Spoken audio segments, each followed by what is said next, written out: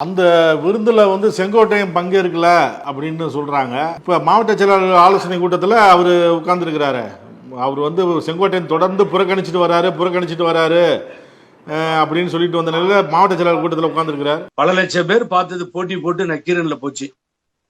நான் எவ்வளவு அழகா சொன்ன தலைப்பு நீங்க தானே கொடுத்தீங்க. உங்களை பிடிச்சி நான் ஏறுமா திட்டணுமா இல்லையா? இந்த ரயில் எக்மோரை தாண்டி போகாதுன்ற தலைப்பை யார் போட்டது? நீங்க தானே போட்டீங்க.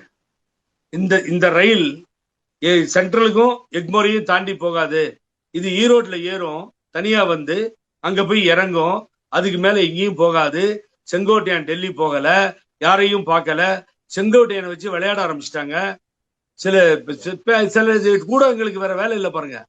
அதை எடுத்து அப்புறம் தான் புரியுது. நான் சொன்ன பின்னாடி டூப்ளிகேட் இதெல்லாம் இருந்தது கையில, அதெல்லாம் போய் டிராவல் டாக்குமெண்ட் எல்லாம் தப்புங்கன்னு சொன்ன பின்னாடி அதையெல்லாம் ஒத்துக்கிட்டாங்க எல்லாரும். இப்ப போய் உள்ள சார் அவர் சரண்டர் ஆயிடுவார்னு புகழேந்தி. நான் முதல்ல சொல்லிட்டேன், அந்த இன்ஜின் ஸ்டார்ட் ஆகாது சார், பிஸ்டனே இல்ல. அதை போய் பெருசா எடுத்துக்கிட்டு செங்கோட்டையான் பார்த்தார், செங்கோட்டையான் மேலே பார்த்தார், செங்கோட்டையான் கீழே பார்த்தார், எடப்பாடி சைட்ல பார்த்தார். என்னங்க இது மாதிரி கேள்வி கேட்டு ஒன்னும் இல்லாத ஆளுக்கு ஏங்க சாயம் பூச்சிட்டு இருக்கீங்க? அவர் நீங்க என்ன பண்ணாலும் வரமாட்டார், அன்னைக்கே சொல்லிட்டாரு.